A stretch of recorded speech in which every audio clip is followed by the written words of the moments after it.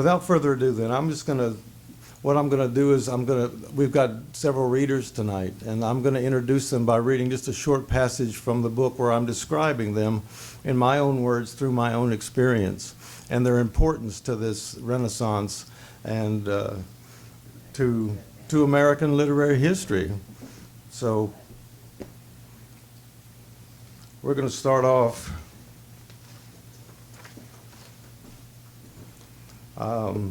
with Neeli. Neeli, you here? All right. Okay, I'm going to read a short little thing here that I've written about Neeli. Most of this is a conversation between me and Arthur and Joe. They're asking me questions about all this stuff that I had sent them, and I'm trying to be as personal and as in detail as I can. I met Neeli early on, and we became compatriots almost immediately. He was really the person who introduced me to everyone and to what was going on in San Francisco during my first weeks and month there. In that sense, he was very generous with his time and energy, which he had a lot of in those days. My first response to Neeli was that he was a lot like a young version of Allen Ginsberg, a kind of publicist and traffic cop that for what was going on around him. This kind of energy and enthusiasm attracted all kinds of people, both younger and older than him. In this sense, it wouldn't be wrong to say that he was the spark that ignited much of what happened during those years. His energy was contagious, and he was someone who always had lots of ideas. He was often the idea man behind things that would eventually take place in North Beach and beyond. He wouldn't always be the one to actually organize or implement things, but he was always a part of the discussion and the creation of projects and events. Neeli was always coming up with little literary anecdotes and humor. For a short time, he would create limericks on the spot to simulate conversation or stimulate conversation or just announce his presence in a given group or situation. But Neeli was like a Pied Piper. That would be the way I describe Neeli. He was like the Pied Piper, and everywhere he went, people followed him, especially young people. He was just a lot of fun, basically, and he was very aggressive in his fun-loving nature, very self-promoting like Ginsberg was, like Pound was. He was all about bringing people into the loop and getting people published and all of that. He was the Pied Piper, out there beating the drum and mixing with the crowd. This was his gift. I still think he is this way. Neeli Cherkovski.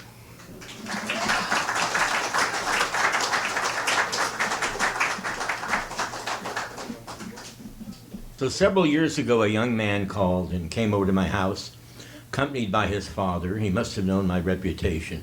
And his name is Joe Provenzano. And he was a fireball of, I never saw a person with a smile like that. Why are you laughing? Because I'm happy, he said.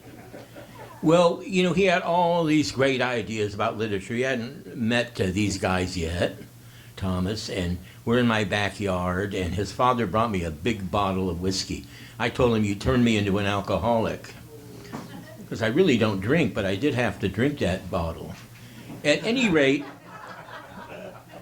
he told me how much he liked Lawrence Ferlinghetti, so what did I do? I dialed Lawrence, and they talked, and it was like a 95-year-old poet talking with a 21-year-old poet, and it was fantastic. And Joe had the chutzpah to say, can I read you a poem? And I could hear Lawrence say, well, sure. And, you know, he read him a poem, and Lawrence really liked it, and that was great. And here he is today with Rain Crowe and Mr. Nusbaum, and I have to say with Thomas, you know, I was thinking over the years, Thomas did do books of mine and Kaye's and others of this group. He did my From the Middle Woods, and he edited it from these. I've been writing these odes. I'm still writing them, and they're based on the Confucian odes as translated by Ezra Pound, who was a bohemian. You know, he never had any money, really, and he was a crazy guy, and he sort of fit the bill, you know. You should see the letters he wrote to T.S. Eliot's father asking him to send money to his son because he's going to be a great poet.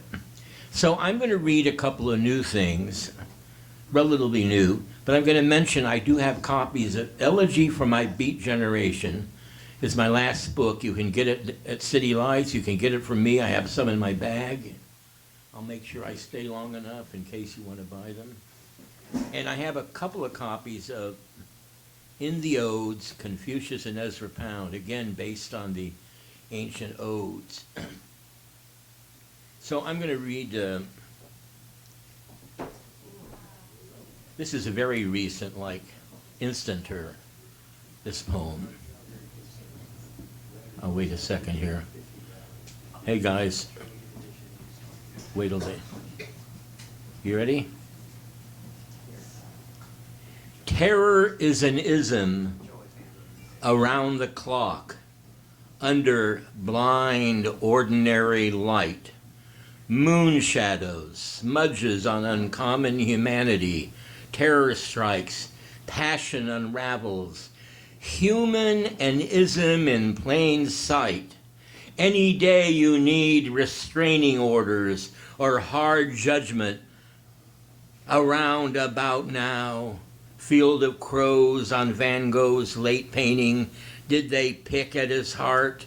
Terror, terrorism, you cannot fathom lovely what we see through the prism. Wise man, white man, black man, blonde man, priest, butcher, songwriter, anonymous, waiter, writer, Iranian, Turk, dreamer, crowded by terror, cowed in explosion, death traps, concentration camps, terror inflicted on lack of shame, drafts of ism.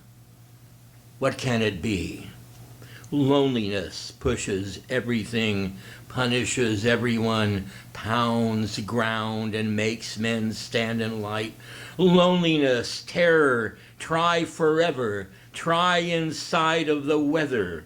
Make humanity known to trees. Try harmony with a morning breeze. Terrorists alive in death, dead in love, dreaded, boundless, made of glass, through the body to deep roots, blackened soil, plan the assassination of a distant star. Whisper, this is enough. Cling to music from archaic sources, terrorism natural as rain.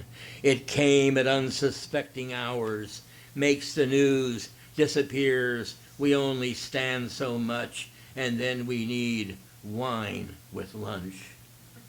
Terror is an ism with which we deal. We come with a lyre and a lute. We have our routines.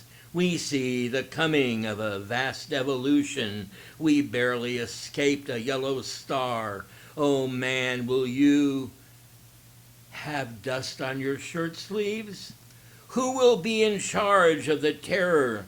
Who will manage the solution? Does anyone know how to gauge? The moment comes, a series of attacks. Many are killed, millions lie in pain. We surrender to the rain and setting sun. We're thrown into confusion. What you find are trees and creeks, dramatic views of waste. Your father rules. What might the earth mother think of these children gathered round? Terror is an ism. It feels like prison.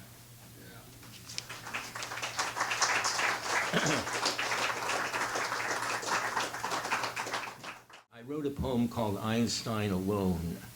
I started it in 2000. I just finished it. It's going to be my next book. And it's a meditation on Albert Einstein. He said many incredible things. And I loved the way he died because he said, they wanted to do operations and he said, no more, that's it. I've done so much. He wasn't boasting. I've done what I could do as a man. And I built it on the backs of others and the work of others, the minds of others.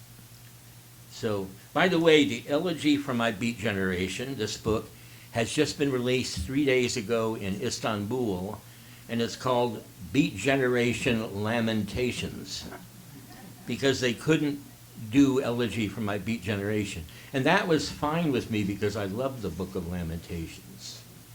You know, it's a cruel book. So in a way is the Psalms, you know. And at the same time, there's a lot of goodness that rises out of that. I want to be a dead poet for Şenol Erdoğan. That's my guy in Istanbul. I want to be a dead poet, alive beyond life, sitting at a corner table in our neighborhood cafe like Paul Verlaine, sipping absinthe on a warm and rapturous summer day. I want to walk with Dante on his journey through hell. We stop for a picnic with Mrs. Satan, who brings fried chicken and potato salad. A cold, cruel wind climbs Tamil Pious as we eat. I want to be a dead poet and learn how to speak the great languages of the world, from Urdu to Bangla, a man of mountain words and desert commas, a brick man and a birch poet. Are the trees violent or violet today? Do you find a distant planet where violins fall like rain? I'm tired of being an old man, feet ache, knees weak. They are taking away my license to drive. Rain threatens our beloved town. I'll stand arms outstretched. I want to be a dead poet. Now it is 5 a.m. I grow frailer by the minute. Yet life is good. I love breathing. Every minute counts. Love is a pain in the ass, but we'll fall for it. We look like reindeer, and our hearts beat like hedgehogs. Oh, to be a dead poet, beloved in eternity. Last week I walked with my partner in the deer park. We fed rabbits and waved to the baboons. I saw 2 does eating sugar from the hands of Gautama. Next week I'll climb the mountain to probe sturdy junipers where snow is like ash. Purple lichen clinches obdurate rock. I would become sainted and wear a name tag at the literary convention. I want to be a dead poet because nothing else matters. Life depends on such a state. I'll count butterflies in this world to come, eat sounds of drummers until stones are lit like Roman candles. I want to take one last drive on Funston Beach, stroll the cliff with Orion, who carries our planet.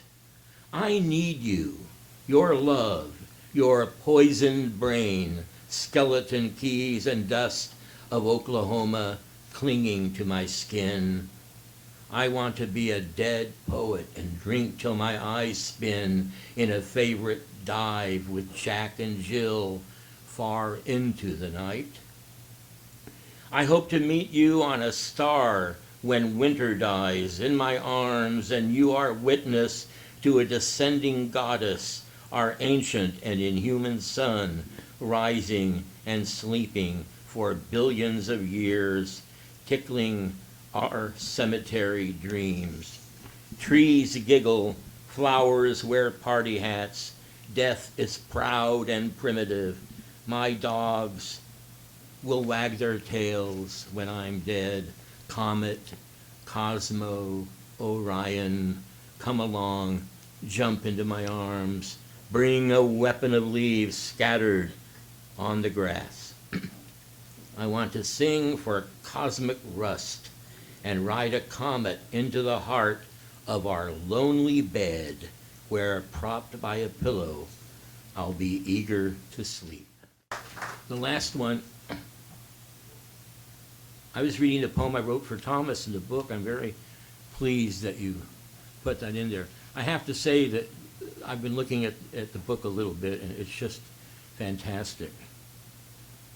Not because I'm such a great self-promoter, it's a beautiful book. It's so nicely done. You guys really went the extra thing on that. This is called Pricks.